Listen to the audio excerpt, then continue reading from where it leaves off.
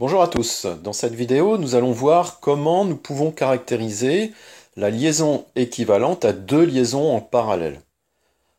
Deux approches seront présentées. Donc dans un premier temps, une approche cinématique et dans un second temps, une approche sténique. Alors l'exemple retenu ici est celui du guidage en translation d'un chariot au moyen de deux liaisons pivots glissants d'axes parallèles.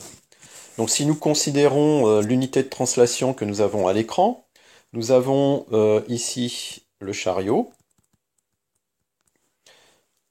ici une vis qui est entraînée par un moteur, par un actionneur électrique.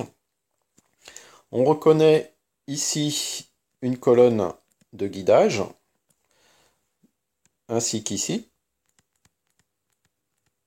Le chariot est donc guidé en translation au moyen de ces deux colonnes de guidage. Et le chariot est entraîné en translation au moyen d'une vis. En termes de liaison, on va retrouver entre la première colonne et le chariot une pivot glissant. Entre la deuxième colonne et le chariot, une deuxième pivot glissant. Ensuite, entre le chariot et la vis, une liaison hélicoïdale. Et entre la vis et le support, on considérera donc une liaison pivot. Si nous traçons le schéma cinématique associé donc à cette unité de translation, nous retrouvons le modèle suivant, avec la liaison pivot entre la vis, qui est en bleu ici, et le support, et les pivots glissants entre le support et le chariot, ainsi que la liaison hélicoïdale entre le chariot et la vis. À côté, nous allons tracer le graphe des liaisons.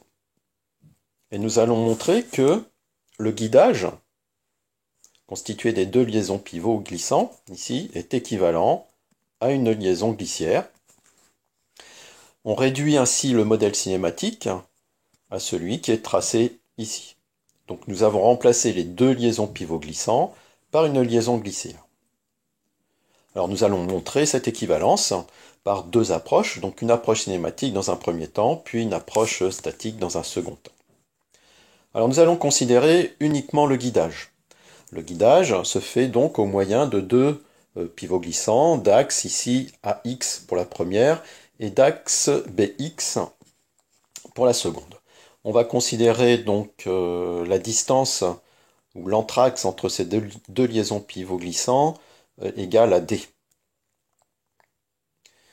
Et nous allons montrer que cet ensemble est équivalent donc à une liaison glissière de direction X. Voilà, donc c'est le but de cette vidéo.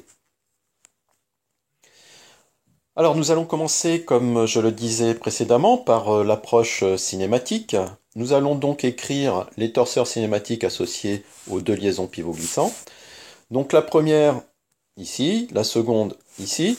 Donc le torseur cinématique associé à la première liaison pivot glissant écrit au point A possède deux composantes.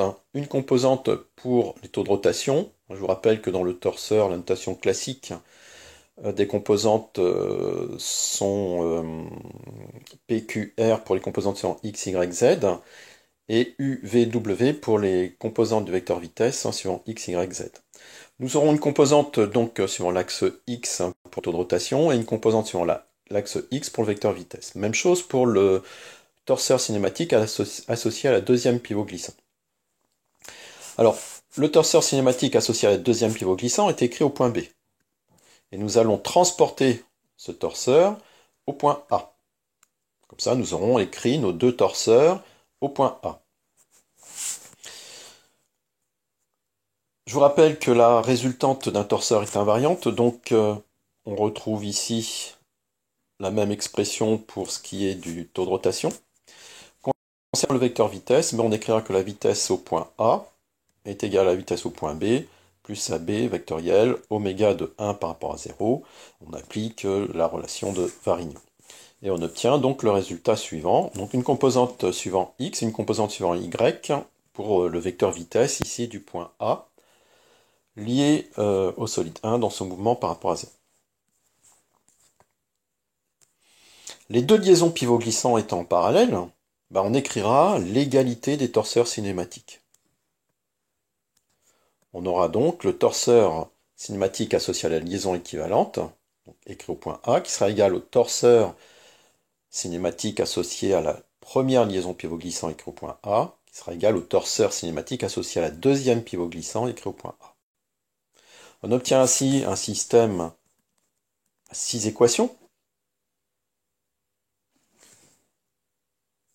On en déduit l'expression du torseur cinématique associé à la liaison équivalente, qui est ici,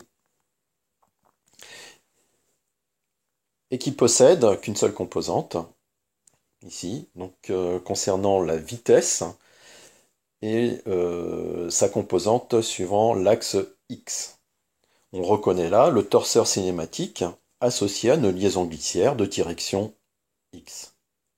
Voilà pour ce qui est de l'approche cinématique.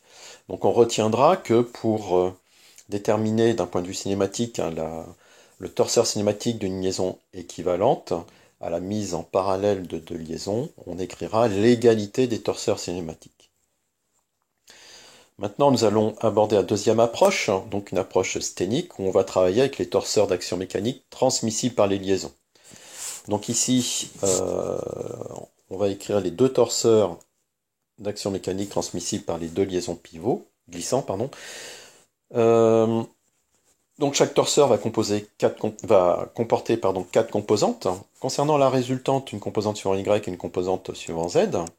Et concernant le moment, une composante suivant Y et une composante suivant Z. Je vous rappelle la notation X, Y, Z pour la résultante, L, M, N pour le moment. Et ces deux torseurs, on va les écrire donc là aussi au point A.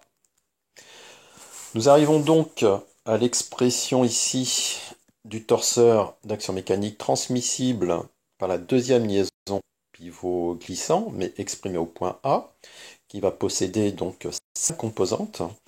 2 composantes pour la résultante suivant Y et Z, et 3 composantes pour ce qui est du moment en A.